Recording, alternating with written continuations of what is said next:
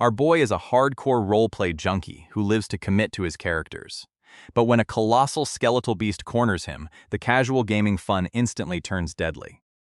As magical shockwaves shred the battlefield, the gamer charges forward. The towering monster mocks his desperate retreat, demanding the mortal just accept his death. Dark spikes impale the warrior, sending him crashing to the dirt. Coughing up blood, the fallen gamer curses the absolute trash system that dragged him here. He only wanted a temporary escape from his harsh reality. Now, gritting his bloody teeth, he faces a brutal test of survival. Dragging his broken body up, the battered knight leans on his sword. The monster laughs at his useless struggle, but the warrior prepares one final strike. Our role-playing general screams in absolute fury. He is completely done acting out this fantasy. He just wants to go home. A violent crimson blast erupts, consuming the battlefield in sheer destructive power. System alerts flash to life as the simulation loads. A dark memory begins with a younger sister running out to greet her father. Instead, a sudden strike dyes her white dress red. She falls lifeless before a shadowy figure wielding a pitch-black sword. Next, his knight brother is cut down. His older sister attacks in a desperate rage, but tears turn to blood as the entire family is systematically slaughtered. Inside the simulation memory of his tragic past, the boy hears his mother's desperate cries to flee, but escape is impossible as his family is systematically slaughtered. In a blur of red and white, he grabs a fallen sword, but the dark blade pierces his right arm, sinking under his skin. Tripping over his own feet, the wounded boy collapses on the ground. The shadowy figure looms closer, cornering the child as he gasps for air. A sinister grin cuts through the darkness. The shadow chokes the helpless child, declaring that he will become a fine vessel. A desperate prayer for a strong soul to overcome this evil nature echoes out. Suddenly, the gamer gasps back to reality, waking up as the demon knight. Finding himself in a trading cart, our boy is snapped out of his daze by a driver. He stands up and steps off, ignoring the man entirely. The annoyed driver curses his arrogance as the silent warrior walks past him. But inside, our gamer is hiding a completely different reaction. Internally, the role-playing gamer is thrilled. The incredible realism of the opening cinematic was so immersive that he actually felt the trauma of that dark simulation. Stepping into Tatara Trading Post, the gamer is amazed by the lifelike NPCs. With the tutorial area of the new game Legend of Heroes unlocked, his ultimate roleplay begins. See, Legend of Heroes was a god-tier game that shut down years ago. Now a hyper-realistic VR remake is finally here, and our roleplay junkie is ready to dive headfirst into this virtual world. Choosing the Demon Knight class, he fully commits to the tragic backstory he drew himself. He's acting out a cursed warrior harboring a family-slaying monster sealed inside his right arm. In his custom lore, if the sealed demon ever devours him, everyone around him will suffer the same gruesome death as his slaughtered family. This dark fate forces him to stay isolated. But behind the edgy exterior, he's just a shameless gamer basking in the glory of his expensive custom gear. Even if nearby NPCs look at him like he's lost his mind, he regrets absolutely nothing. Basking time is over. Now he needs to actually play, but there's a problem. No quest windows, no minimaps, and no system prompts are showing up to guide him.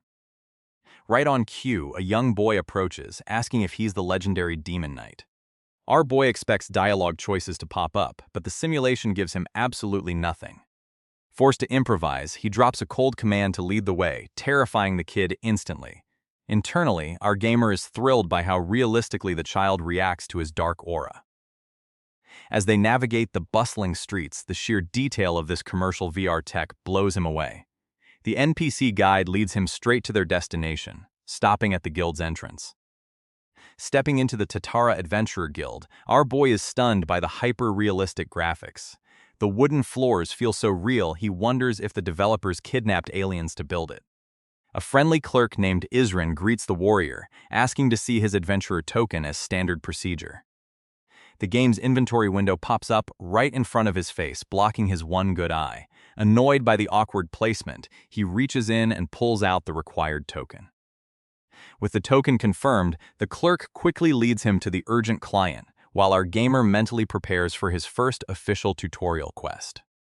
Waiting inside is the guild's stern chairman, who immediately insults the warrior's ominous look. He demands to know if taking a blind request is pure bravado or a suicide mission.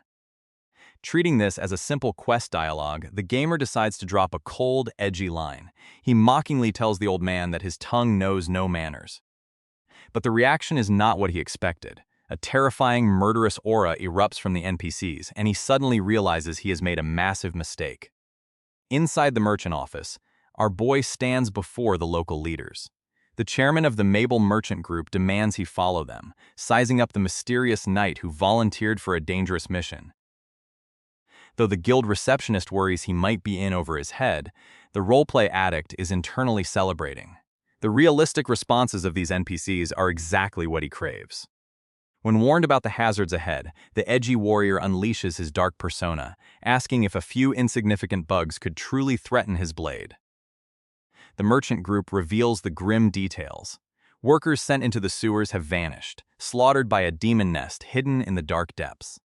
Even as the old chairman doubts his frail appearance, our boy snaps back with pure arrogance, refusing to be compared to the fallen hunters. While the NPCs sweat at his extreme confidence, the gamer's chat log shows his online friends laughing at his intense commitment to the bit. Accepting the terms, he signs the contract to purge the sewers. 13 workers are missing, and he has just over a month to finish the job. The reward is massive, though the system's 5% commission fee leaves our boy feeling slightly ripped off. Still, the deal is officially sealed. Suddenly, the official quest window flashes to life, detailing his dark objectives to slay the demons and retrieve the lost belongings of the dead. Handed a hand-drawn map of the sewers, the edgy knight prepares to dive into the abyss as the guild bids him good luck. The guild receptionist watches our boy step forward, mistaking his intense focus for the resolve of a tragic hero. In reality, he's just a gamer sweating bullets, trying to execute his ultimate theatrical performance. Passing the iron gates, the edgy warrior marches into the dark abyss. The local guide watches him disappear, hoping this terrifying mercenary actually has the skills to back up his dark aura. Drawn for destruction, he unsheathes his massive legendary greatsword.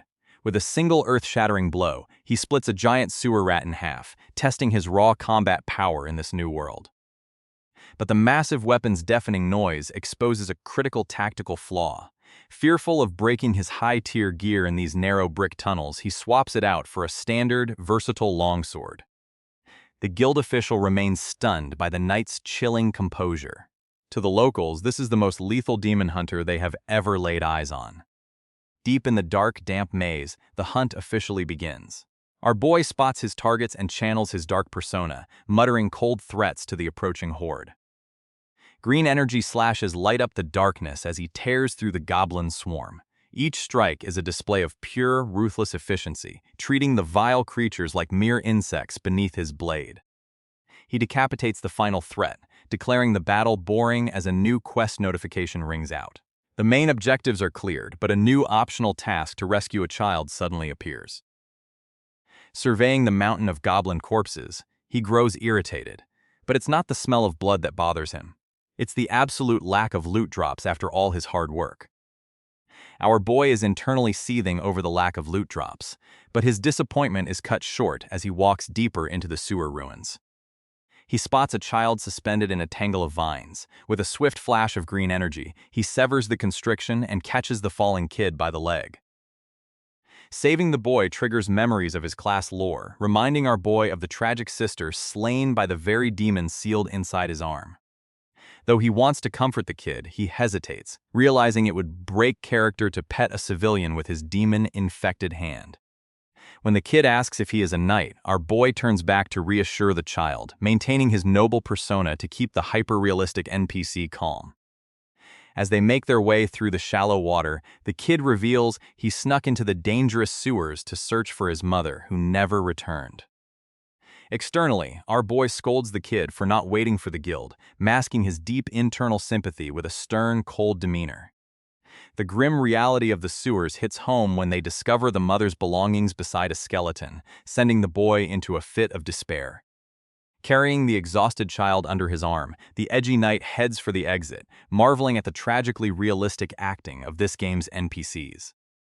A crucial system message warns that demonic spaces must be purified to prevent monsters from returning, a warning our boy would soon regret ignoring. Back at the merchant house, a scout bursts through the doors with urgent news. A rescue flare from their group was just spotted nearby. The red signal flare confirms the worst. A rescue squad has been completely wiped out, leaving bodies scattered in a pool of blood. Behind a tree, the lone survivor covers his mouth, trembling in pure terror as a growling, demonic presence approaches. Emerging from the depths of the sewers, the orphan wonders if his mother is finally at peace, leaving our boy to silently curse the twisted developers who programmed this tragedy. Inside the guild office, the receptionist stands frozen as the dark night presents the rescued child, explaining the kid braved the sewers alone to search for his parents. But he isn't done. The warrior drops a heavy bag containing the personal tokens of all 13 fallen adventurers, confirming he recovered what remained. Looking over the tags of the dead, she bows in deep gratitude, a sincere reaction that instantly washes away the gamer's lingering fatigue. When she assumes he is heading home to rest, the role player is baffled. A true gamer doesn't log off after a single run, especially when there are still levels to grind. Confused by her surprise, he assumes she wants him to handle the sewer's purification quest next, unaware of the shockwave he is about to unleash. When the receptionist hesitantly asks if he cleared the entire demon infestation alone, he confirms it casually, leaving her absolutely speechless at his insane clear speed. Sensing her disbelief, the Dark Knight leans into his role, demanding if she doubts his strength. Terrified, the receptionist frantically apologizes before hurrying to retrieve the client. While waiting, our boy pulls up his quest window to check his achievements, just as she returns to hand over a massive reward of 400,000 gold. While pocketing his quest gold, the gamer grumbles about the developer's brutal realism. In this harsh economy, drops don't pay out. He regrets not picking up butchery skills, but a true combat build is non-negotiable. To maintain his Dark Knight persona, our boy mocks the client's payout as mere spare change. Privately, the roleplay junkie revels in his specialized single-player combat tree, eagerly anticipating even flashier skills in the future. Preparing to hunt for more experience points, the warrior asks if the job is finished before making a dramatic exit. But just as the sewer quest marks complete, an abrupt disturbance shatters the peace. A panicked messenger crashes the meeting, calling for the guild's foul-mouthed chairman. The loud-mouthed elder demands to know why the kid is charging in like a wild horse, only to receive a desperate cry for backup. The merchant group's signal flare has gone up nearby, but the city guards are moving too slowly. Recognizing a classic early-game quest chain, our boy stays silent while the furious chairman orders an immediate mobilization. When the old man orders him to join the rescue, the role player pauses to deliver a cold, scripted warning to never command him. Unfazed, the chairman screams that it is a highly paid request. Accepting the lucrative terms, the warrior demands to be led to the field, triggering a new emergency quest window. Survival-based bonus rewards immediately appear, confirming lives are actively ticking away. The guide suggests regrouping with mercenaries first, but the Dark Knight flatly refuses. Spotting the ominous survivor bonus counter, the gamer realizes this is a time attack mission with zero room for delays. The guide vouches for the warrior's solo sewer clearing feats, securing the chairman's approval. Confident in his simulator game experience, the gamer prepares to ride out, eyes set on securing every drop of experience. Under a blood-red sky, horses gallop furiously toward the danger zone. Charging straight into the fray, the Dark Knight draws close to the battlefield, whispering his signature battle cry as conflict looms. Screaming his dramatic battle cry, our boy crashes directly into the goblin-infested battleground. The desperate survivors are stunned to realize their vanguard is a single warrior who just leaped straight into the meat grinder. Dismounting mid-stride, the Dark Knight charges the remaining beasts surrounding the carriage. Every step is calculated as he closes the distance to secure his targets. Standing over a slain monster, he delivers his next script, promising to slaughter the enemy before they bleed out. The survivor stares in disbelief, questioning if this madman intends to fight entirely alone. Refusing to even answer, the role player lets his crimson aura erupt as he launches a devastating offensive. His blade carves through the horde, parting flesh and bone with brutal, high-speed execution. The rescued merchants tremble in sheer horror as they witness the bloody aftermath. Standing amidst the carnage, the Dark Knight looks less like a savior and more like a monstrous predator. Elsewhere, the crimson-haired knight senses a massive surge of dark energy nearby. Sensing danger, she orders her group to march toward the trading post at sunrise. Out in the dark woods, the quest window flashes a grim reality. Only 30 survivors remain. A panicked villager points out a fallen comrade suffering from demonic energy erosion, a brutal status effect that slowly mutates humans into demons. The villagers scream for medicine, but the local sedatives won't stop the infection. Fortunately, our Chunibyo protagonist remembers the game mechanics. While normal players face a rising erosion gauge, his Demon Knight class grants him total immunity. Digging into his dimensional storage, our boy pulls out a glowing green flask and tosses it over. The demonic energy antidote instantly purifies the target's body, suppressing the madness and bringing temporary peace. He drops a steady supply of bandages and sedatives, prompting the villagers to urgently gather the wounded. But the timer is ticking, and the survivor count drops to 27 as the Dark Knight turns to leave. Suddenly, the thunderous sound of hooves breaks the silence as mounted reinforcements ride into the clearing. With the military arriving to secure the area, the system registers the rescue quest as complete. But the system throws a curveball, immediately unlocking a second phase that tasks him with recovering 25 bodies. The sudden chore list leaves our gamer staring in disbelief before his expression turns serious. Back under the cover of the forest, the Dark Knight leans against a tree and watches the NPCs load stretchers. The workers grumble bitterly, calling him a total jerk for standing around with his arms crossed. Our boy just laughs it off, happy to let the NPCs do the grunt work while his quest progress ticks upward. Still, the unusual presence of demons in the West leaves him analyzing the dialogue for potential plot hooks. The villagers note missing bodies, raising flags for the Dark Knight. If the dead are walking or disappearing, it points to a sinister force, a demon worshipper or a black magician lurking behind the scenes. With the cleanup quest officially cleared, our boy wastes no time. The system confirms the recovery of 25 bodies and 30 items, and the Dark Knight heads straight for his payout. Back at the merchant group's headquarters, the grumpy chairman begrudgingly acknowledges a job well done.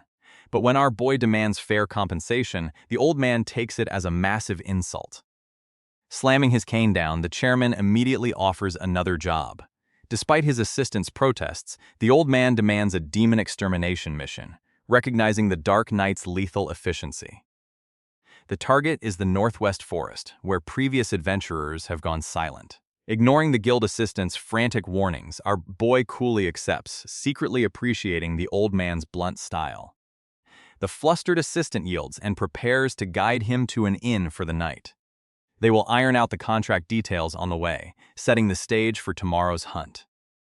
As morning rises, a new quest activates, ordering him to the Northwest Forest. Our boy climbs into a carriage, bracing himself for the grueling journey ahead. But realism has its downsides, and a 10-hour carriage ride without a skip button leaves our gamer fighting agonizing leg cramps. The sheer dedication to his roleplay is the only thing keeping him sane.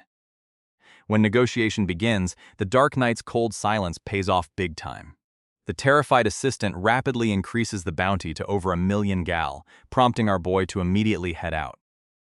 Our boy begins his long journey, already plotting his post-game retirement plan to dominate the real estate market once he hits max level. But the carriage ride isn't just a quiet commute. A young boy traveling with him asks if he's an adventurer, prompting our Dark Knight to bluntly deny it to stay in character. Realizing his cold response terrified the kid, he quickly softens his tone to ask what's on his mind. The kid eagerly asks if he's ever seen the ocean, triggering the protagonist's soft spot for well-designed child NPCs. He drops a poetic, dramatic description of the blue sea, completely capturing the young boy's wonder. Although the long ride is cramp-inducing, the journey goes smoothly until the sky turns a blood-red hue. Suddenly, the peaceful ride is shattered by the deafening sound of battle ahead. Steel clashes against steel as a fierce battle erupts in the forest. A furious red-haired warrior wielding a glowing mace screams in holy rage, determined to strike down the betrayer of God. Walking through a blood-red forest, our role-playing protagonist activates his search skill, tracking down any hostile threats lurking in the shadows. He doesn't have to wait long before his senses pick up a deadly presence nearby. A system alert flashes red, warning him of a hostile target closing in fast. Before he can even prepare, a voice rings out, condemning him for betraying God. Out of the foliage leaps a heavily armored knight with flaming red hair and glowing eyes, lunging forward with a massive weapon. This holy warrior is out for blood, and she has marked our boy as her target. With split-second reflexes, the demon knight draws his blade, meeting the crushing blow head-on. The impact is staggering, and he immediately feels the sheer weight of the priest's weapon threatening to shatter his blade's durability. Breaking the clash, he realizes his opponent belongs to the church, but she has no intention of showing mercy, declaring her mission to execute him. When he demands to know why a holy priest is attacking him, she screams that a demon has no right to speak. The accusation leaves our boy completely baffled, questioning how she could possibly mistake him for an actual monster. He runs through his inventory, trying to figure out what triggered this aggressive reaction. Then it hits him. The massive gauntlet on his arm, designed to contain the sealed demon within, is a dead giveaway. To any passing holy knight, he looks exactly like a corrupted vessel of evil. But instead of backing down, the dedicated role player sees a golden opportunity to farm character points. He raises his sword, proudly declaring his devotion to the heavens, and demanding the fanatic stop calling him a demon. His dramatic speech only enrages the holy warrior further. She leaps into the air, calling him a corrupted traitor who is merely mimicking a knight, and brings down a devastating judgment strike. As she lunges, our protagonist prepares to dodge, acknowledging that she's technically correct about him mimicking a knight. He was never formally knighted, which means it is time to throw formal rules out the window. Our role player decides to fight dirty, unleashing a dark magic strike called Breaker. The heavy impact slams directly into the knight's defense, prompting a mocking taunt from our boy. The holy warrior channels a powerful divine buff, bathing the dark forest in a blinding light. As he shields his eyes, he can't help but feel a sudden wave of jealousy over her elite buffs. Taking advantage of her slow speed, the demon knight launches a flurry of rapid dark strikes. However, his efforts are completely shut down by the perfect blocking rate of her massive shield. Realizing he can't break through her guard, our boy falls back before launching a direct counter. When she screams at him to face her, he charges right into her defense. Instead of clashing head-on, he leaps right off her shield, exploiting the slow mobility of the heavily armored priest class to secure the high ground under the moonlight. Declaring that the fight is over, the demon knight exploits his class's superior attack speed, bringing down a devastating dark strike that forces the Inquisitor to her knees. Before he can finish her off, a massive wall of fire erupts between them. Out of the smoke steps a white-furred beastman holding a magic staff, coming to aid the struggling Inquisitor. His heart drops as he realizes their classes. He is facing a third advancement healer tank and a ranged DPS combo, while he is still just a low-level beginner who barely finished the tutorial. Trapped in the game with no escape, our boy faces an absolute wall. Standing before two high-level powerhouses, he realizes he is just a low-level beginner about to get beaten to death, with the pain settings turned all the way up. The real threat isn't the pain, it is the death penalty. But a sudden realization hits the role player. In games, death is often just another system. Maybe dying is the only way to unlock the tutorial's locked features. With absolute peace of mind, the demon knight decides to go out on his own terms. Since death is inevitable, he might as well say whatever he wants and die looking like a total badass. Before the Inquisitor can execute him for contracting with a demon, a Crimson System alert flares to life. A massive, terrifying presence coils in the shadows, catching everyone completely off guard. The Beastman recognizes the demon as Medusa, but the zealous knight instantly accuses our boy of summoning his comrades. He mockingly tells them the divine light has blinded their eyes, refusing to back down. Seeing the massive boss appear, our boy realizes this is a scripted story event. With a manic grin, the demon knight charges straight into the fray, leaving the Inquisitor and the sage utterly stunned. Instead of slowly fighting the endless swarm of snakes, our gamer uses his meta-knowledge. He knows the core red snake must be hiding where the monster's heart would be, and lunges straight for the kill zone. Discarding his sword to ensure he doesn't miss, our boy strikes with raw, brutal force. He plunges his hand directly into the snake swarm, tearing the core apart in a shower of blood. Plunging his bare hand into the writhing swarm, the demon knight crushes the red core in a brutal shower of blood, instantly neutralizing the Medusa monster and ending the threat. Emerging from the shadows, our boy ruthlessly grinds a final twitching snake under his boot, ensuring the monster is thoroughly dead before confronting his stunned onlookers. Drenched in blood, the role-player towers over the shocked powerhouses. Wielding his crimson-stained sword, he mockingly commends them for not intervening before demanding if he should rip their mouths open as a reward. Sensing the lethal tension, the Beastman sage quickly apologizes, explaining to the shocked Inquisitor that this isn't a simple demon contractor, but a rare master who has completely subjugated a demon's soul. While the zealous Inquisitor protests that dominating a demon without divine power is impossible, our gamer internally rejoices, eating up the deep lore explanations like a spectator at a movie. Refusing to break character, the Demon Knight cuts through their dialogue. He points his blade and demands how they dare treat him like trash, escalating the drama to keep the scene going. When the sage offers to grant any desire, our boy tests their limits by demanding they cut out their own tongues, telling them to shove their pathetic apologies before sheathing his sword. Thrilled by the realistic back and forth, the role-player turns to claim his loot by grabbing the red snake's corpse. But just as he picks it up, a sudden shout tells him to wait. As our boy tries to claim his loot, the red-haired Inquisitor steps in, demanding he listen to what she has to say. This sudden interruption catches the role-player off guard.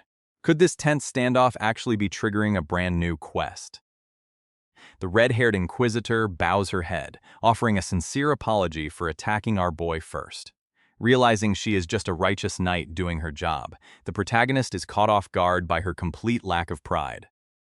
He expected her to be a stubborn, pride-filled elite NPC who would condemn him for harvesting demon corpses. Instead, her genuine remorse makes him feel awkward, forcing him to play along to keep his cool. When the knight offers a reward to make amends, the role-player suspects this might be a companion recruitment event. But a team player does not fit his dark, edgy aesthetic, so he coldly rejects her offer. The Inquisitor tries to argue, but the white-haired archmage steps in, urging her to focus on reporting their completed purification. With a sigh, the knight backs down and the duo prepares to depart. As our boy heads toward the nearest village, he notices the two women walking right behind him. He pulls up his system map, wondering if they can somehow see his destination and are tracking his movements. Feeling irritated by their constant presence, the edgy swordsman stops and demands to know why they are still following him. He glares back, warning them to get lost if their business in the forest is finished. The Archmage quickly apologizes, explaining that they are simply following their own guide magic to the same destination. Realizing they have their own map system, the embarrassed role-player quietly steps aside to let them pass. Still worried, the red-haired knight warns him that the forest is dangerous at night. But our dark knight remains fully committed to his edgy roleplay, telling her that the danger only applies to weaklings like her. As the silent swordsman disappears into the dark woods, the Inquisitor expresses her deep concern to the Archmage. She fears that if someone that powerful is consumed by a demon, it will trigger a massive disaster. Back in the forest, the Archmage reveals she placed a tracking spell on our boy. Since they are heading in the same direction, they plan to observe him from a distance to ensure he doesn't succumb to demonic corruption. Meanwhile, the dark swordsman finally reaches the village under the cover of night. His footsteps echo through the quiet streets as he approaches the local trading post, still covered in blood from his hunt. The receptionist, Isrin, is wrapping up for the night when a menacing figure suddenly bursts through the door. She freezes in sheer terror as the bloody, eye-patched warrior stares her down with a deathly gaze.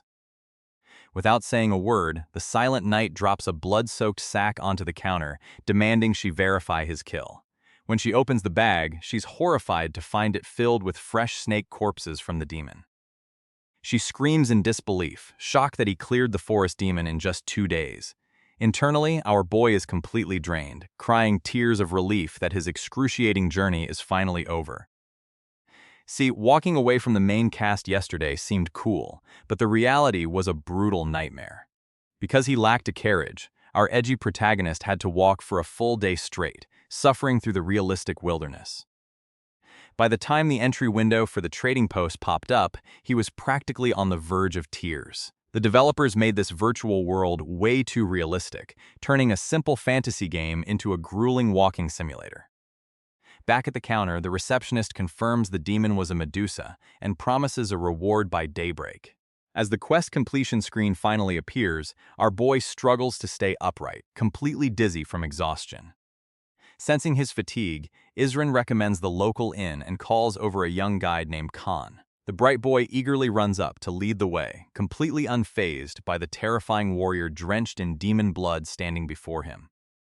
When the kid asks if the demon was strong, our boy brutally shuts down the conversation to maintain his dark roleplay. Feeling guilty for intimidating a child, the swordsman silently resolves to leave a generous tip once they arrive. Finally reaching his room, the Dark Knight collapses onto the bed as his system fatigue bar hits 100%. Exhausted and broken, he starts questioning if he's playing a video game or experiencing a form of medieval slave labor. Deciding to sleep off his exhaustion before choosing whether to rage quit, our boy selects the 6-hour rest option. He completely passes out, letting his guard down in the unfamiliar room. But in this world, danger never sleeps. Under the cover of night, silent footsteps approach his door. A shadow slips inside the room, tightly gripping a heavy weapon as they draw near. With our protagonist completely unconscious, the intruder raises their weapon high, aiming directly for his head. They swing down with lethal force, leaving the defenseless roleplayer completely exposed. A sudden system warning snaps our boy awake just in time to block a lethal ambush. A desperate thief strikes with a spiked mace, but the Demon Knight's reflexes are too fast, immediately sending his attacker flying. Wasting no time, our hero draws his blade, delivering a swift slash that leaves the assailant bleeding on the floor. Cornered and wounded, the bandit immediately begins begging for his life, claiming he only wanted a coin purse. Keeping a cold demeanor, the role-playing knight demands a surrender. The criminal drops his weapon, but his pleas for mercy are met with pure skepticism from a warrior who knows how dangerous these back alleys can be. Predictably, the bandit attempts a desperate sneak attack with a hidden knife, but it is a fatal mistake. Our boy effortlessly dodges the strike, delivering a heavy blow that leaves the culprit unconscious on the floor with a massive bump. Exhausted and annoyed, our boy decides to handle this legally. He grabs the attacker by the collar and drags him out of the room, kicking open the door to find the inn's staff. Downstairs, the sleeping receptionist is suddenly startled awake by a loud thud. She opens her eyes only to see a terrifying dark silhouette standing over a bloodied body, looking like a demonic executioner. The terrified woman immediately screams murder, completely misinterpreting the situation.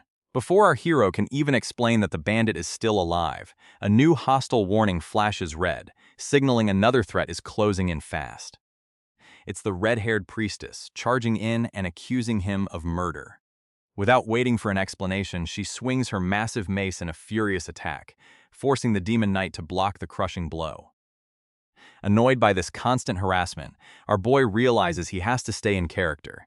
He locks eyes with the persistent priest, adopting a cold, menacing gaze, and warns her to back off before he truly loses his patience. Our boy remembers exactly how this crazy priestess operates, constantly mashing buttons like a brainless gamer every time they meet. True to form, she starts screaming about exorcising a demon, completely blind to the reality of the situation. Feeding into her delusion, the role-playing knight delivers a chilling threat, warning her to back off as he draws his dark, glowing blade. He has to stay in character, even if it means escalating a pointless fight. But before he can swing, glowing blue chains wrap around him. It is a classic mage crowd control skill, cast by a beastkin archmage who suddenly steps in to halt the escalating violence. Knowing he must stay in character to survive, our boy screams a violent threat and flexes his power. With a sudden burst of dark energy, he completely shatters the binding chains, shocking everyone in the room. The sheer force of his release leaves the receptionist and the archmage trembling. Free of his restraints, the demon knight stands tall, his corrupted blade pulsing with dark energy as the tension in the room hits a boiling point. The priestess is left speechless, wondering how a binding spell that strong could be broken so easily. Internally, our boy is just as surprised, realizing the spell was surprisingly weak. He recalls that back in the game, players constantly complained about this exact crowd control skill, demanding it get nerfed to balance the player versus player meta. Desperate to prevent a slaughter, the Archmage begs both sides to calm down. She calls out the Inquisitor, telling the hot-headed priestess to look past her blind rage and actually examine the scene. Turning around, the priestess is stunned to see the battered robber crawling across the floor, groaning in pain. Realizing the thief is still very much alive, her righteous anger instantly evaporates into pure embarrassment. Internally, our boy is celebrating his restraint, glad he didn't actually execute the thief. The Beastkin Archmage quickly asks for a full explanation of the chaos, pointing out that the commotion has drawn a crowd of anxious onlookers. Stepping forward, the Dark Knight demands the criminal confess to his crimes. Terrified by the looming threat of the blade, the cornered thief tearfully admits he only targeted our hero because he flashed too much coin earlier. With the misunderstanding cleared up, our boy sighs in relief under his breath. He coldly advises the staff to improve their security before turning around to leave the premises, ignoring the Archmage's calls to wait. As he makes his exit, the knight realizes he doesn't even need to pack. But as he steps outside, a sudden realization hits him. That priestess and mage looked incredibly familiar. Before he can think it through, she calls out to him. Turning back, our boy locks eyes with the red-haired Inquisitor. She stares in absolute shock as she recognizes him, leaving both of them frozen in a sudden twist of fate. A new challenger stands in the doorway. Our boy immediately recognizes the fiery red hair and green eyes. It's the official priest class from the game, looking like a walking death flag. She isn't alone. Right behind her is a tall white lioness beastman holding a massive staff. That's the game's official Archmage class, a beastman of the Shaggy race. In the original game, players never teamed up with other classes. Our boy realizes the system might be forcing a party on him, but his role-player pride refuses to cooperate. Staying in character, the Dark Knight delivers a brutal warning, asking if she even knows the meaning of shut up. The priest cowers, instantly trying to apologize. Suddenly, she drops to her knees in a full bow. She yells that her insult cannot be atoned for with words alone, offering her own head as penance. Our role-player is completely losing his mind. He just wanted to play solo, not become some bloodthirsty warlord. The girl's extreme thinking is throwing everything off. He glares at the beastman, wondering if the Archmage taught her to act this crazy. The Archmage sweats under his gaze, completely paralyzed by the pressure. From the Archmage's perspective, the Dark Knight is emitting a terrifying demonic pressure. Fearing the absolute worst, she steps forward to beg for the priest's life. The Lioness Archmage begs to take the punishment, but the hot-headed priest insists the blame is hers alone. Their desperate bickering only gives our gamer a massive headache. Realizing he can't let this drama drag on forever, our boy decides to lean fully into his role-player instincts and end the standoff with a dramatic display. Drawing a glowing blade, the Dark Knight delivers a cold warning before unleashing a lightning-fast strike. But he isn't aiming for the terrified priest's neck. The blade slices clean through the air, leaving the Archmage and the priest completely frozen in terror. A long red braid tumbles to the stone floor. The priest clutches her shorn hair in absolute shock, trembling as she realizes she was spared. As the stunned priest demands to know why she was spared, our roleplay addict is internally celebrating his own cinematic genius. He recalls that this girl matches a powerful companion from the game's prologue. Letting her die would ruin a prime asset for his future party. To maintain his Dark Knight persona, he delivers one last chilling warning, telling her to value her life because next time, her head will roll. Our boy walks away celebrating, satisfied that he cut off her literal death flag hair. He knows these god-tier NPCs will inevitably chase after him anyway. Left behind in the alley, the shaken priest asks the Archmage to confirm if this terrifying gentleman is truly possessed by a demon. The Lioness Archmage reasons that the terrifying warrior must have endured unimaginable hatred to command such demonic power. Yet, instead of unleashing his wrath, he simply chose to walk away. She recognizes this restraint as true mercy. In her eyes, only a warrior with absolute mental fortitude could successfully suppress the literal demon residing inside his own body. Clutching her shorn braid on the cold ground, the humbled priest reflects on her own weakness, admitting she still has a long way to go. But defeat only fuels her resolve. Springing to her feet with newfound fire in her eyes, she boldly declares that this mysterious night is absolutely necessary for the Archmage's journey. The beastmen can only look on in mild exasperation as they both stare up at the quiet night sky, their fateful path now set in stone. As they resolve to follow him, a cold system notification appears in the air, warning that only 2 days remain before the full dive ends. The next morning, at a nearby tavern, our boy tries to enjoy a quiet breakfast, but his peaceful meal is instantly cut short when some unwanted guests arrive to disturb him. Standing before the dark night are the red-haired priestess and her beastkin companion. Even though the priestess acts sweet, our protagonist is secretly seething, wondering if he should just flip the table on them. The beast woman begs him to listen, but the edgy knight isn't having it. He stands up to leave, coldly telling them that just looking at their faces is a complete waste of his time. Desperate to stop him, the priestess bows and loudly declares she wants to learn from his generosity. The sudden dramatic plea leaves the sealed demon warrior completely dumbfounded. He wonders if his roleplay was just too convincing. The priestess admits she was arrogant, but his constant forgiveness inspired her to find a new path of righteousness.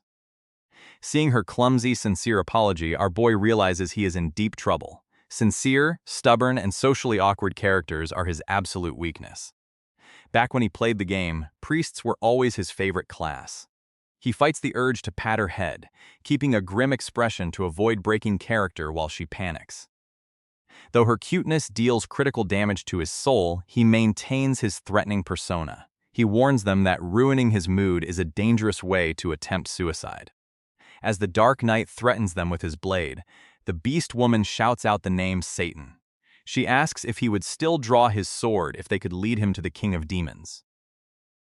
The mention of Satan instantly freezes the room. Our boy draws his blade, releasing a terrifying aura of pure malice. The raw killing intent radiating from the Dark Knight is suffocating, but the priestess clenches her fist, refusing to back down. She is prepared to pay with her life if he deems her unworthy. Meanwhile, the player behind the helmet is secretly losing his mind with excitement over the sudden lore drop. The beast woman explains the temple's lore, revealing that the young priestess received a divine revelation to slay the demon king, but needs powerful allies. They track down the legendary mercenary despite the danger, knowing his reputation for hunting demons is unmatched. Our boy struggles to maintain his terrifying roleplay persona, internally panicking as he realizes the remake storyline has completely shifted. As they plead for his cooperation, the system suddenly flashes, initiating the main quest to slay the Demon King. Hoping to seal the deal, they offer to accompany him to the temple to verify her hero status. Left with a massive choice, the Dark Knight stands silent, weighing the tactical consequences of his next move. Our Chunibyu protagonist faces his new reality head-on. The system confirms his alliance with the red-haired Inquisitor and the Beastkin Archmage, officially putting him on the path to slay the Demon King. With the subjugation squad finalized, they waste no time departing the Tatara trading post. Ignoring the townspeople and desperate pleas for rewards, the carriage rattles forward as they lock on to their primary objective. Inside the moving carriage, the Demon Knight tries to maintain his dark, brooding persona. But it is hard to stay in character when the red-haired Inquisitor keeps staring at him with glowing, sparkling eyes. Ever since they joined forces, the pressure has been mounting. Despite his history of harsh remarks and cold insults, a new system notification reveals he has unlocked the companion system, which depends entirely on affinity. The rules are simple. High affinity grants command over companion NPCs, but their actual stats remain hidden. He wonders if her high affinity is just an early game fluke, despite his constant roleplay insults. Striking a neat pose, the girl looks like a harmless dumpling. With her short hair and relentless passion, our boy cannot help but feel a strange, protective fondness for his eager new teammate.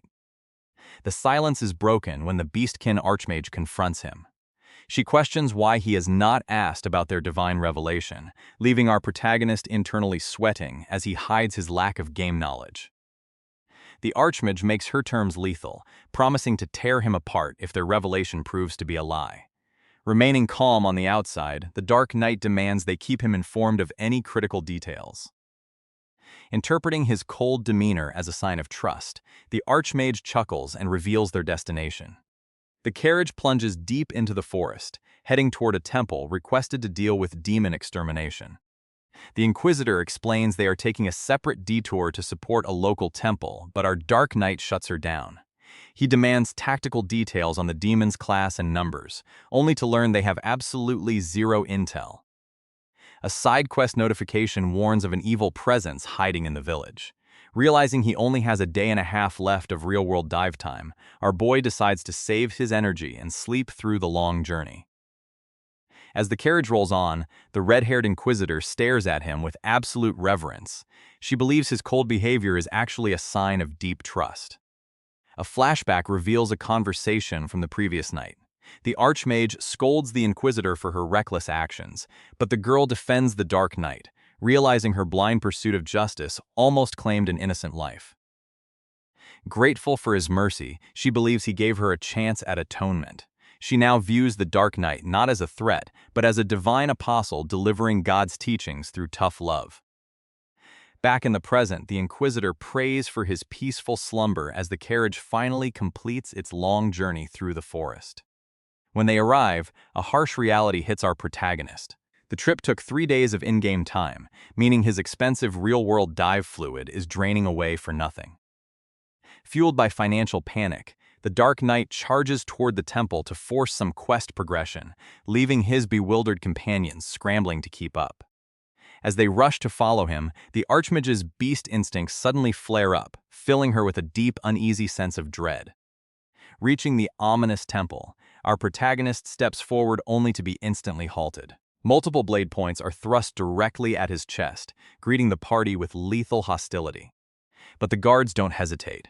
Spotting our boy's dark presence, they raise their weapons and brand him a demon on the spot. A sudden intervention stops the execution squad right in their tracks. The crimson-haired priestess steps forward and reveals a glowing hero's crest on her hand, swearing to the guards that this suspicious knight is actually a victim of the demon, not its willing follower. Whispers ripple through the suspicious crowd, but their beastwoman leader shuts down the gossip by slamming her staff into the floor, demanding absolute silence. Challenged by their superior, the guards have no choice but to stand down. Weapons are lowered, tension diffuses, and the newly revealed hero offers to guide our Dark Knight into their sanctuary. Keeping up his cold edge, our boy warns that he would have slaughtered them if they showed real hostility. Secretly, he is thrilled that these gullible NPCs are resolving all his problems for him. But role-playing 24/7 is taking a heavy toll. As they enter the main building, exhaustion is starting to creep in, and he decides to gather his intel and bail at the first opportunity. Inside the grand hall, the church leaders debrief the incident over dinner. The head priest politely suggests they retire to their rooms, but the hidden message is clear.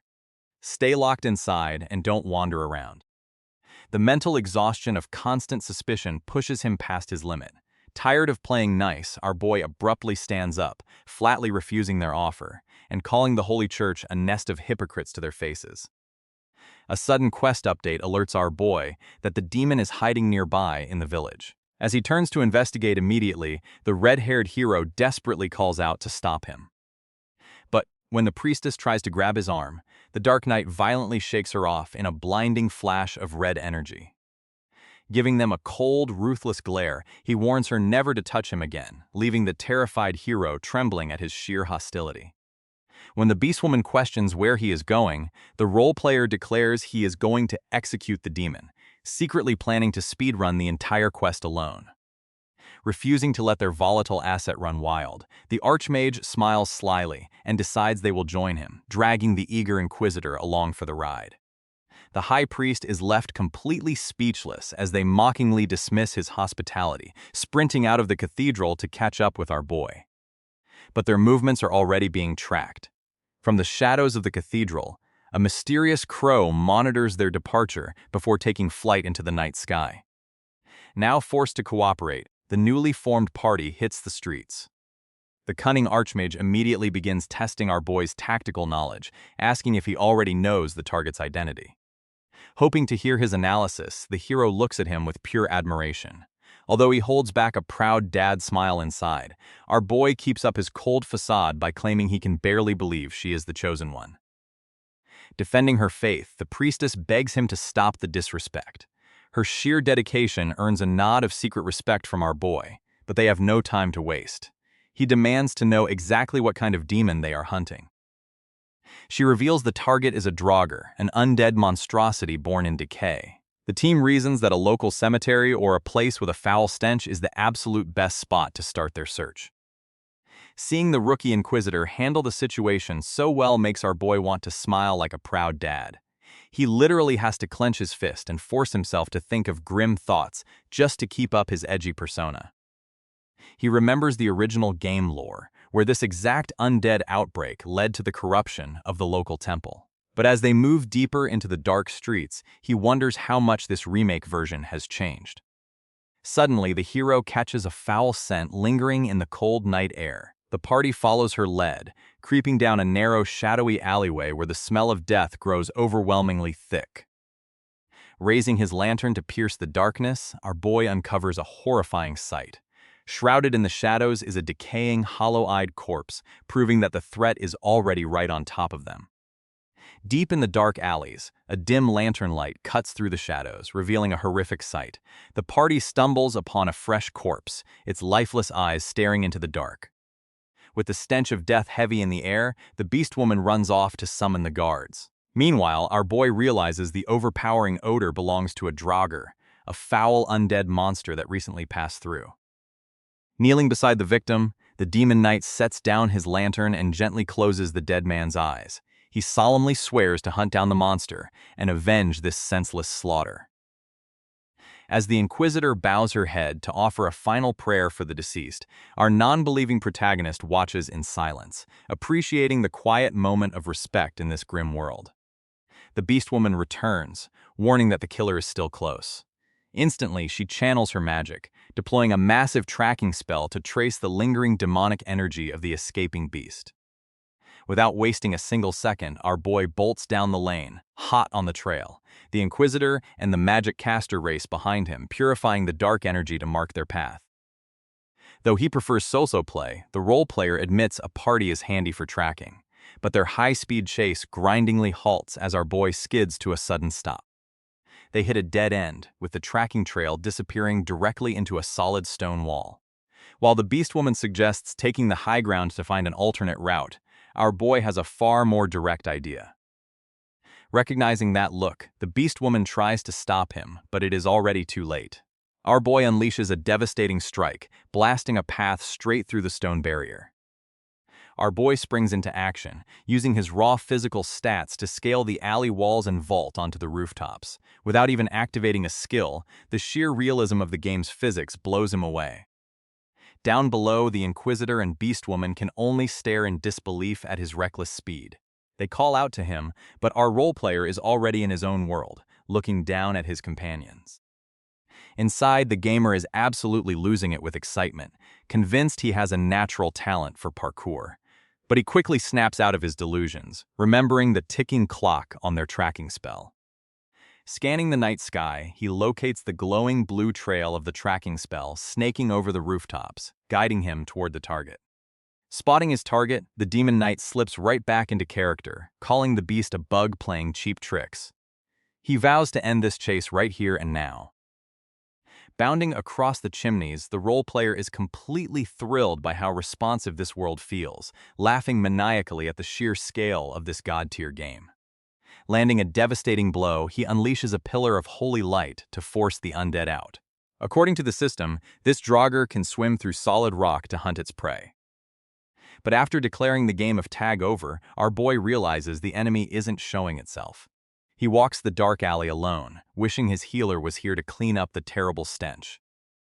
As he wonders where the rest of his party is, a voice calls him by name from the shadows.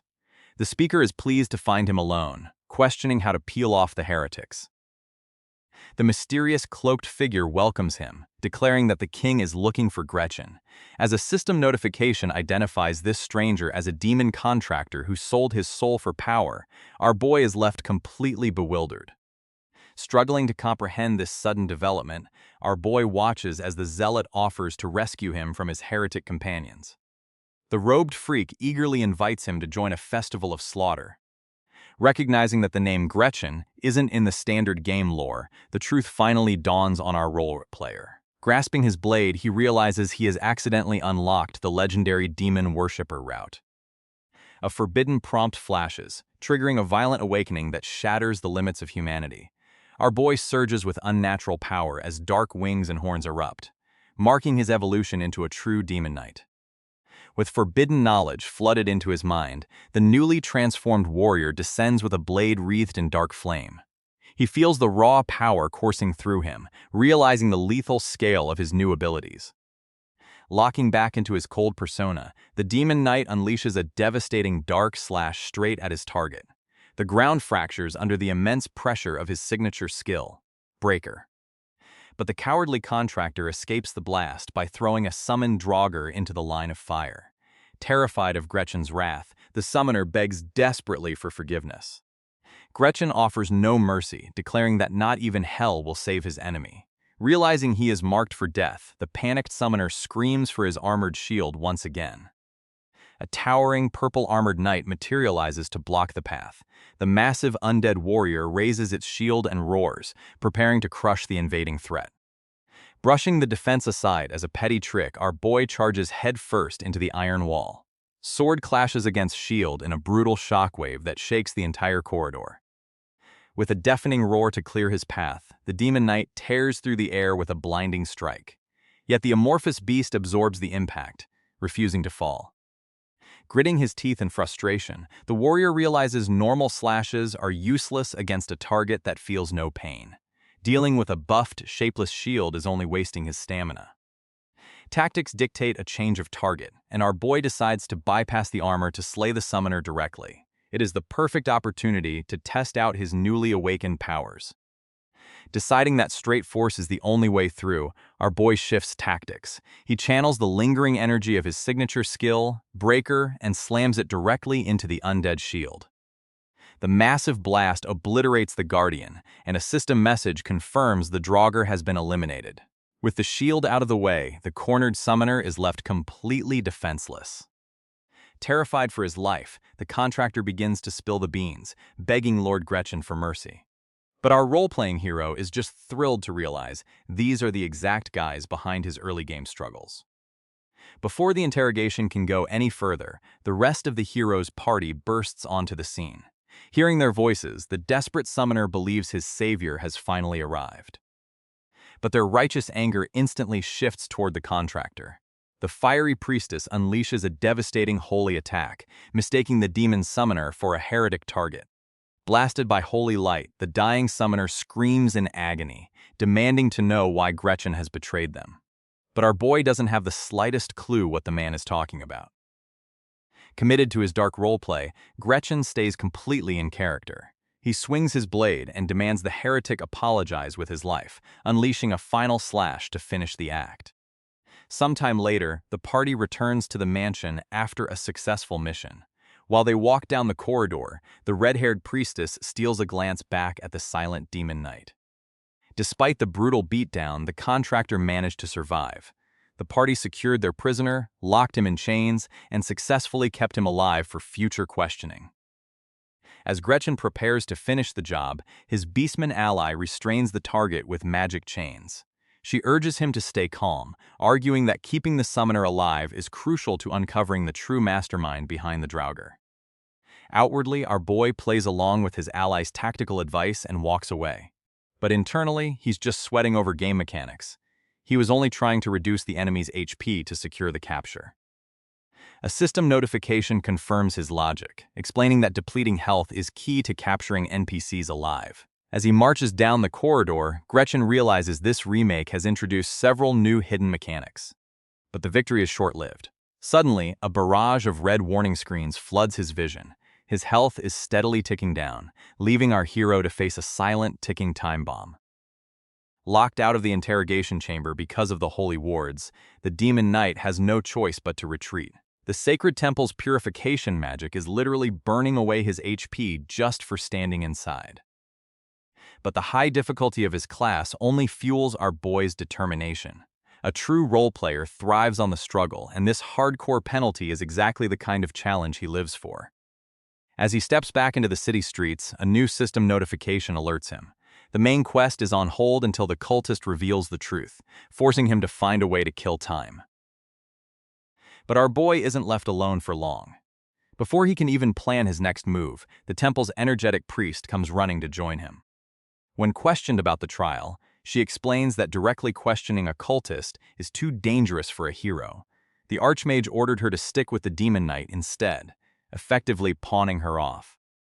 Slightly annoyed, the Dark Warrior asks if the church only hunts demons when information lands in their lap. The sharp question strikes the priest like a revelation, prompting her to praise his profound wisdom. Her relentless, blind admiration quickly becomes a heavy burden for our introverted protagonist. He was just looking to farm some experience points, but now he's stuck dealing with a highly enthusiastic follower. Since the sun is set, they decide to head to the local adventurers guild to search for demon-related quests. The priest is thrilled by his tactical foresight, leaving our boy struggling to maintain his edgy persona. Our dedicated role player leads his group straight to the Somon Adventurers Guild, desperate to find any lead on the demon threat. Inside, our boy demands demon-related quests, immediately impressing the Sage of the Magic Tower with his proactive methods. The clerk presents a high-paying suspect case, but our boy shuts it down instantly. The temple has already resolved that one, leaving them with nothing. The Sage takes the lead, asking about recent disappearances while throwing down their elite tokens to get some real cooperation. Realizing he is standing before a heresy inquisitor and a legendary sage, the terrified receptionist sweats bullets, desperate to remember any useful rumor. He leaks that beggars and pickpockets have suddenly vanished from the slums, suggesting a sinister undercurrent is sweeping the dark corners of the city. This news sends the priest into a righteous fury. She slams the counter, transforming into an angry, steaming dumpling of divine wrath. Our boy instantly smells a quest hook, declaring that demon forces are definitely lurking in the city's underbelly. With the lead secured, the team prepares their next move, leaving the overworked receptionist to wallow in his sudden shift duties. The sage identifies their destination as the slums, prompting the enthusiastic priest to demand they follow the demon knight to learn from his tactical genius. As they march out, the Dark Warrior faces a grim internal reality. The purification magic that drained his HP inside the temple feels like dark foreshadowing of an inevitable war against the Holy Order. While he internally dreads the future conflict, a sudden system notification snaps him back to reality, flashing a quest to investigate the slums. Navigating the streets, the priest questions how he knows the layout of the slums. Our boy plays it cool, giving a vague explanation about patterns of gathering. In truth, he is simply utilizing his mini-map, tracking the red hostile markers lighting up the dark corners of the city. But as they approach their target, he begins to worry.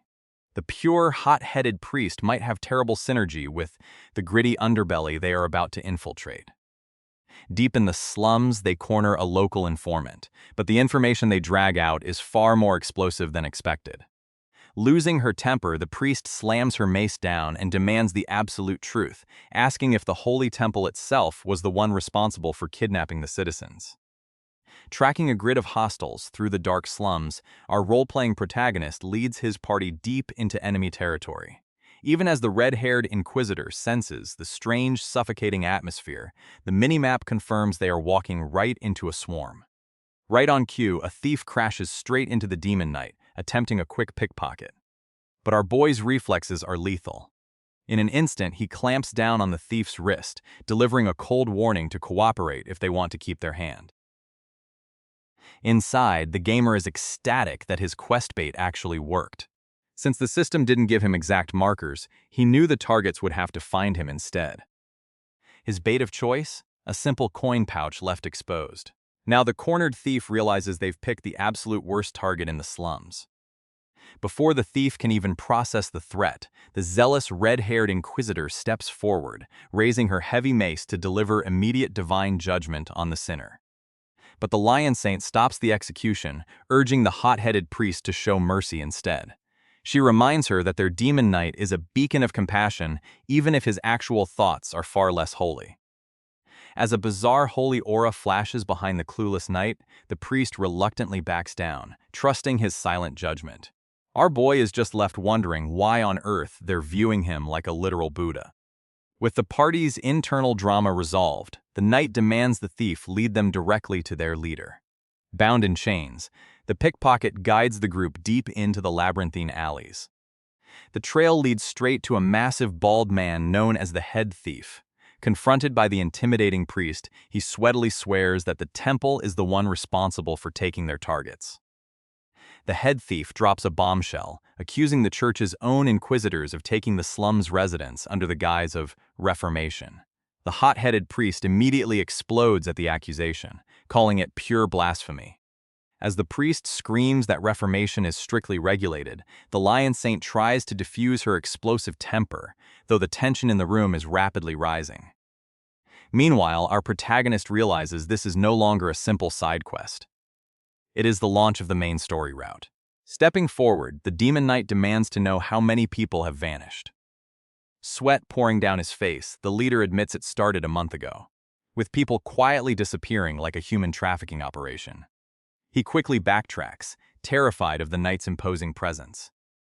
Stepping in with an imposing aura, the Lion Saint demands to know the frequency. The thief shivers, admitting it happens 2 to 3 times a week during scheduled Inquisitor patrols. The horrifying pattern leads the Lion Saint to suspect these abductions are actually sacrifices for a demon. The zealot priest refuses to believe it, fiercely defending the church's honor. Our boy internally scoffs at her blind loyalty, but plays along, coldly warning her that anything can happen. It is the perfect opportunity to break her naive worldview.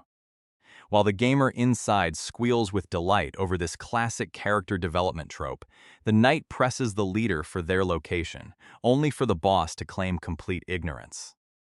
Just as the trail goes cold, the thief girl they caught earlier chimes in. She claims she might know someone with the answers, desperate to prove her worth. Towering over the nervous girl, the Demon Knight narrows his eyes. Internally, he is absolutely thrilled to meet a helper NPC, but outwardly he maintains his terrifying, cold facade. With no time to waste, our boy orders the thief to lead the way. She guides them deeper into the decay of the slums, where wild beasts feed on the streets and danger lurks around every corner. Crossing into the lawless back alleys, the guide warns them to keep their weapons sheathed. In this territory, the residents are highly sensitive, especially toward a temple inquisitor. Tempers flare immediately as the priest refuses to cooperate with a criminal, prompting the girl to snap back that she is only doing this to help. Inside his head, the gamer is completely amused, viewing their bickering like cute, hostile pets, but outwardly, he maintains his cold, silent stride as they march onward. But they aren't alone. From the rooftops, a mysterious cloaked figure watches their every move, tail swaying as they lock onto the party. Suddenly, a red system alert flashes before the knight's eyes. A hostile entity is right on top of them, and the trap is about to spring. A sudden system alert warns of a hostile entity within 20 meters, and our boy immediately draws his glowing blade. His companion yells at him for drawing his sword, but the Demon Knight coldly tells her to look up, spotting a hooded figure staring down at them from the rooftop. The mysterious intruder smiles, leaping down from the building with cat-like agility to confront them face to face. Pointing out the two-toned hair, the gauntlet, and the eye patch, the stranger immediately recognizes him as the legendary Demon Knight. While his allies wonder if they are acquainted, our role-playing hero silently panics, realizing this character was never part of his original backstory. The stranger clarifies he only knows him because of his fame. Undeterred, the Demon Knight demands to know his business, only for the man to counter by asking what brings them here. The hooded man accuses them of assisting in the local kidnappings since they are traveling with temple priests. The companions are quick to defend themselves, stating they came to investigate the truth. This revelation catches the intruder off guard. He is shocked to hear that demons might be behind the child abductions, wondering if the local temple is involved. Their white-furred ally steps forward, acknowledging the temple's ruined reputation but pleading for cooperation to prevent any more casualties. After a moment of tense deliberation, the beastman snaps his fingers, sending a hidden subordinate into the night to report the new findings. The green-haired scout decides to lead the party himself, confident he can slip out of any danger. Suddenly, a quest update confirms they are dealing with the local thief guild. While our role-playing knight struggles to place the guide's face, the beastman tells them to follow. The group dashes through the alleyways. Though complaining about her age, the white-furred elder casts a speed buff, giving the party a crucial tactical advantage. As they run, our hero worries about the scale of this quest, especially since his full dive session timer is glitching out. Arriving at the commercial district, their guide points out a local vegetable shop. The companions are stunned, realizing this mundane storefront is where the abductees were taken. The elder immediately senses a powerful concealment barrier guarding the cellar. A system alert confirms they've found the correct location, urging them to find a way inside. While his ally suggests the barrier will be easy to break, the knight checks his quest log. Realizing stealth is entirely optional, he decides on a direct approach. The guide panics, warning that guards will swarm them without intel. But the knight coldly draws his sword, stating that kidnapping is a far greater crime than trespassing. Telling the others to fall back if they are afraid, the knight marches forward. Internally, he's just tired of role-playing and hopes his companions will follow him in. The guide is stunned by our boy's reckless charge, but his new allies don't hesitate. Recognizing his raw strength and conviction, they immediately prepare to follow him into the fire. The priestess drops a bombshell. They recently captured a demon contractor, suggesting the temple is actively gathering human sacrifices. Hearing this, the scout realizes they are officially out of time. Telling the guide to hide if he's scared, the priestess charges forward alongside the elder. Left behind in the dark alley, the beastman is stunned by their sheer lack of fear. Cursing his luck, the rogue refuses to abandon them and sprints after the group, complaining he's going to die way before his time. Inside the shop, the demon knight has already cleared the room, standing over two freshly bound guards. Surrounded by squashed vegetables, he looks back, wondering what took his party so long. Our boy discovers the entrance to an underground passage. As his party members catch up, marveling at his swift work, he remains deep in character, coldly warning them to stay back if they are afraid. Descending into the darkness, our boy senses a strange tickling sensation. The paladin suddenly halts them, warning that massive demonic energy is surging right beneath their feet. Urging the team forward, the priestess calls for haste as the party prepares their spells. Running down the stairs, our hero wonders how realistic this game's NPC party system actually is. Reaching the bottom of the Somon hidden passage, our boy wastes no time. He violently breaches the chamber door, crashing directly into the enemy hideout. The hooded cultists panic as their ritual is interrupted right at the finish line. Stepping into the light, the paladin declares their doom has finally arrived. Desperate to complete their spell, the cultists summon a wall of skeletal demons. The rogue moves to shield their mage while the priestess rushes headfirst into the fray. Side by side with the paladin, our role-playing knight charges forward to cut through the undead front line. With the battle officially joined, there is no turning back now. The paladin leads the charge, invoking holy power to shatter the undead horde. He swears to hold the line, determined to protect his allies from the incoming swarm. Not wanting to be left behind, the priestess steps up. She slams her shield down to unleash a blinding shockwave of light, determined to prove she can hold her own. But our role-playing knight is only focused on his progression. He silently complains that his allies' kills are robbing him of precious experience points. Outraged by their intrusion, the cultist leader calls upon the darkness to summon high-level Draugr, launching a deadly wave of dark magic directly at our hero. The party screams in panic as the dark magic closes in, and the priestess desperately lunges forward to shield our hero from the incoming blast. But with a swift leap, the demon knight vaults over the dark surge, landing gracefully on the ceiling and leaving his teammates in absolute awe.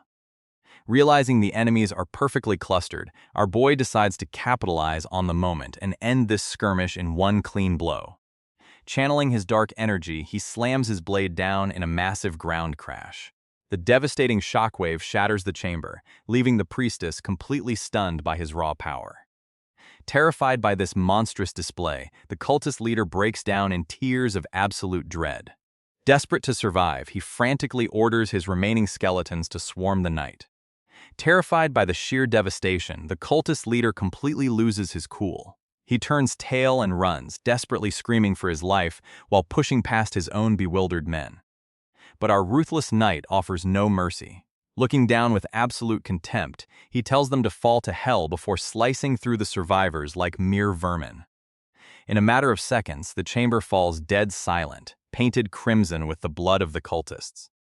Survival is barely guaranteed as the system alerts flood our boy's vision with massive damage warnings. He unlocks a devastating new skill right off the bat, but this sudden generosity only makes him fear the brutal difficulty ahead. Turning back to check on his party, the little general watches the red-haired priestess charge headfirst into battle. Armed with her shield and holy mace, she unleashes absolute judgment and pulverizes a cultist in a blinding explosion. While the thief demands backup, the beastkin mage finally steps up to pull her weight. She raises her staff and calls down a massive tempest of blue flames, incinerating the remaining hostiles and turning the battlefield into a literal crematorium. As the enemies burn alive, our boy suddenly freezes in panic, wondering if his dark roleplay thoughts slipped out loud. His companions watch the aftermath of the magic storm, completely unaware of the cringy inner turmoil consuming their leader. The red-haired warrior laments their failure to secure a live captive for questioning. However, our dark knight looks down and spots a bleeding cultist clinging to life right beneath his boots, offering the perfect opportunity for answers. The dying cultist gasps out a warning about someone named Gretchen, but his words are cut short. The role player snaps into character, grabbing the survivor by the neck and ordering him to shut his mouth. Instead of breaking, the fanatic bursts into maniacal laughter and declares that his king still desires the demon knight. With those parting words, his blood-soaked hand falls limp, leaving only a splash of crimson on the floor. This chilling final declaration leaves the priestess completely stunned by the threat of an unseen king. Before they can celebrate, a warning rings out as a massive surge of demonic energy erupts from the center of the temple. A dark magic circle flares to life beneath them, signaling the arrival of a deadly new threat. The sudden blast of raw energy sends our boy flying through the air, but the red-haired priestess moves instantly, throwing up her shield to absorb the shockwave and keep him from getting pulverized. Even with his pain settings turned down, the impact leaves the little general groaning in agony. As the thief laughs nervously at their terrible luck, the rest of the party realizes they are in serious trouble. Rising from the depths is a massive, venomous demon known as a knocker. Our boy quickly realizes this boss encounter is a mandatory story event, and the giant beast lets out a deafening roar as it targets the party.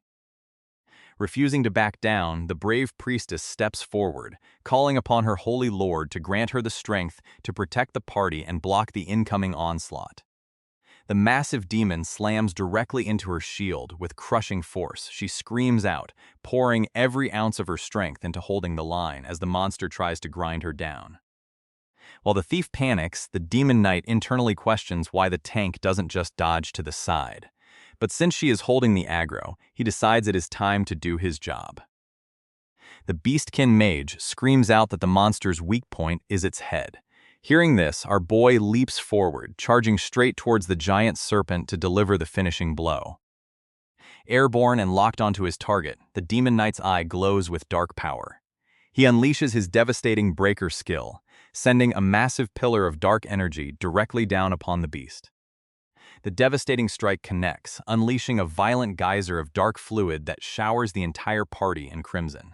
The priestess, mage, and thief watch in shock as the battlefield is instantly painted red. Emerging from the aftermath of his own assault, the little general is left completely dumbfounded by the bizarre turn of events. With a single devastating swing, our boy completely decapitates the massive nuchal dragon. The enemy cultists watch in sheer horror, unable to comprehend how a steel-hard scale could be sliced through like butter. Internally, our demon knight is screaming. Normally, boss fights in this game require grinding down specific health bars for each limb, but this reality doesn't follow normal game logic. But the fight isn't over. As the eye-patch warrior turns his back, the headless beast suddenly twitches to life, launching a lethal surprise attack from his blind spot. Just in time, a green-haired beastman leaps in to deflect the blow. This agile thief saves the day, landing gracefully right next to our stunned protagonist. Our boy recognizes the newcomer's look instantly. It is the official thief class design from the game. Feeling the knight's intense glare, the thief quickly backs away, sweating under the pressure. The headless dragon surges with dark energy, forcing the party back. It is time to finish this, but this monstrous boss will not go down without a fight. To slay a dragon, you must strike its absolute weak point, the inverted scale. Our hero charges forward, leaping high to target the glowing red scale hidden beneath the beast's neck.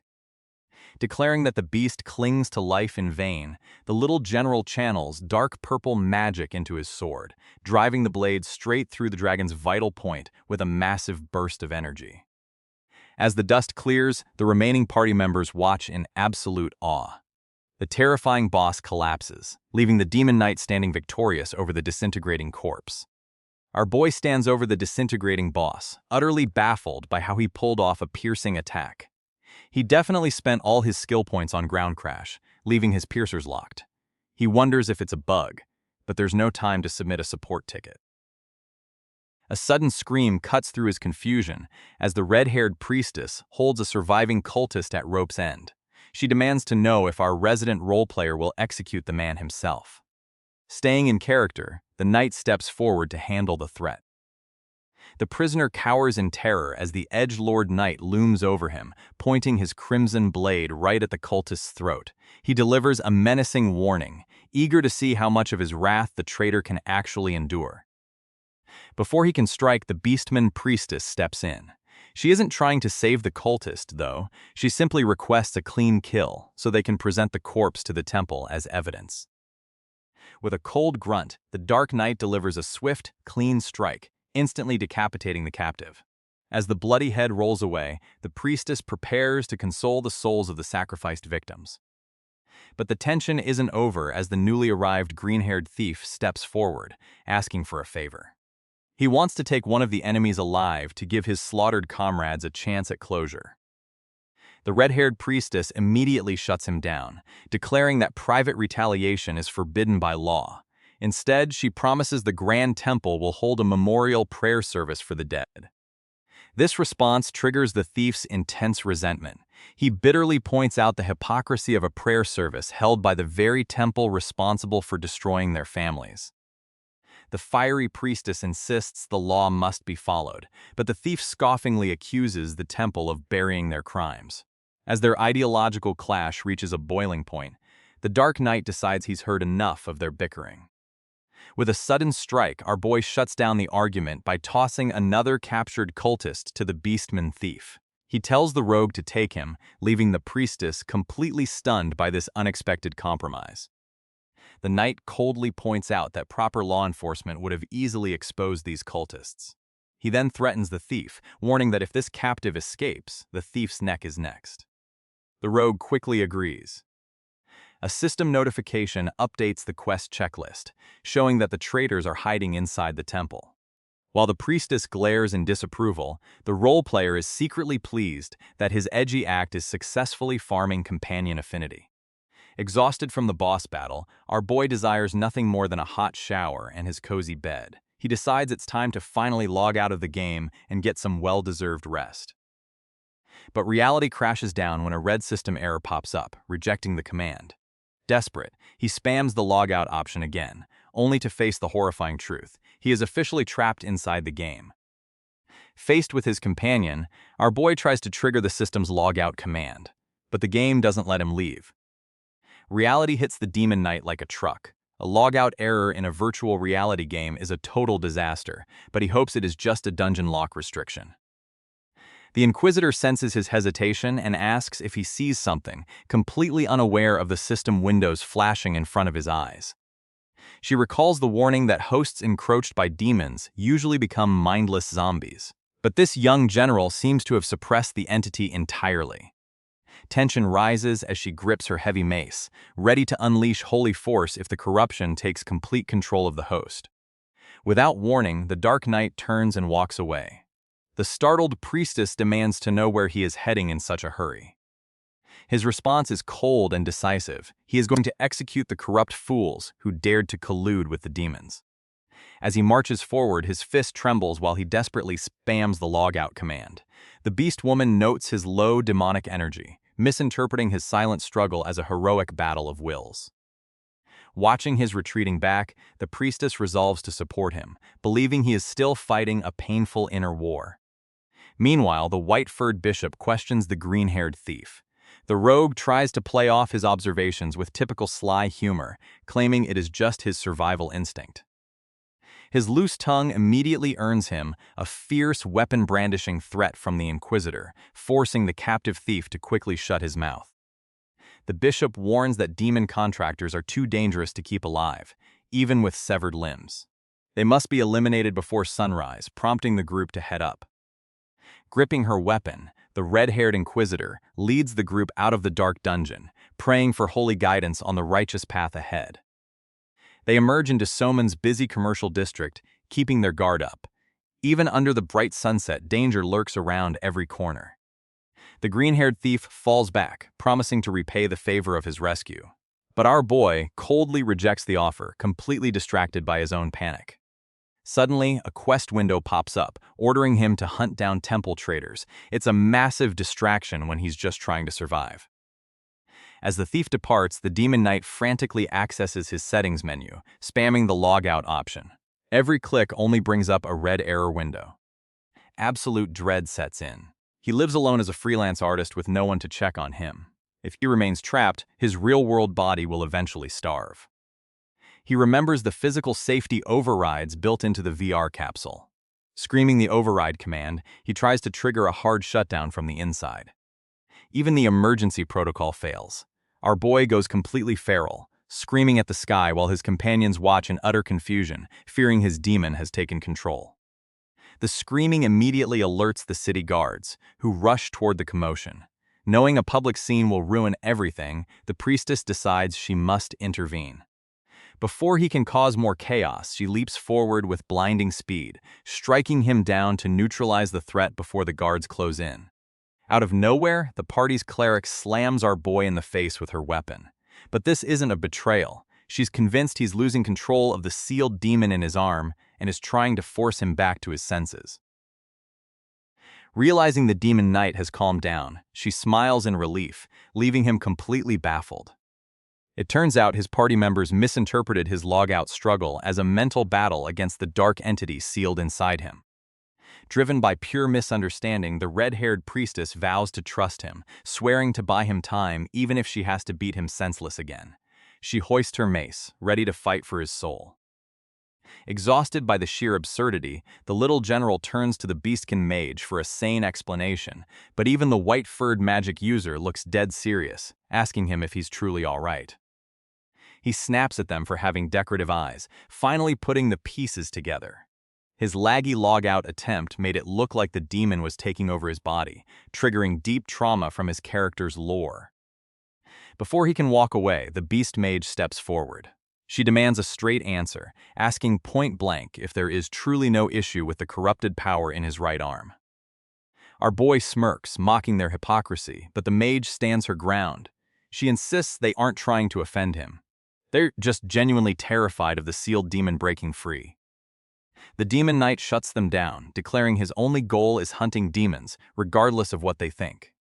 As he walks off, the mage drops a chilling final question, asking if he will eventually turn into the monster itself. The beast mage presses for answers, but the red-haired priestess quickly jumps in. She shuts down the suspicion, declaring her absolute faith in the demon knight's willpower. She delivers a speech on human limits and mutual trust, pledging to stay by his side until he finally awakens. Her sheer conviction leaves our boy completely speechless. He can only sigh, brushing off their intense concern by joking about his eye patch.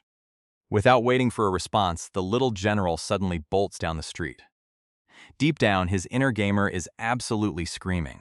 If his party keeps showering him with this level of loyalty, he might actually have to dedicate his soul to this roleplay. Desperate to escape the melodrama, the demon knight runs toward the sunset, desperately hoping a logout command will eventually work. Left behind, the priestess eagerly prepares to give chase. But the beast mage stops her, raising a dark concern. She admits she lacks the confidence to stop the knight if that volatile, demonic power ever completely consumes him. The priestess remains unfazed, claiming she saw genuine fear in the knight's eyes. She is convinced he is desperately fighting a mental battle to keep the beast contained. Clutching her mace, the Inquisitor vows to protect his resolve with everything she has. Her unwavering devotion to his soul is almost terrifying. Convinced by this raw passion, the mage sighs and agrees to lend her own magic. Together, they charge forward to support their seemingly tragic hero. Meanwhile, our boy is left waiting alone, wondering why his party is lagging behind. Suddenly, a new ominous system quest flashes before his eyes. Following the system quest, our boy arrives at the Grand Temple, stepping into a massive hall where the high-ranking clergy have gathered under the light of the stained glass windows. But his arrival immediately stirs up trouble. The local priests whisper in fear, terrified of the dark energy leaking from his demonic arm, until a heavy mace slams down to silence the room. Standing at the altar, the red-haired priestess takes charge. She asks if everyone is gathered and is informed that while most are present, 7 members are still missing. With a terrifying glare, she invokes her authority as a heresy inquisitor to launch a sudden trial, declaring that everyone's sins will be tested to root out the defilers. She screams for righteous judgment as a new system alert flashes before the demon knight, ordering him to find and either subdue or eliminate the hidden traitors. Now stuck in the middle of a holy purge, our boy is left completely bewildered, wondering what the hell this quest is actually asking him to do.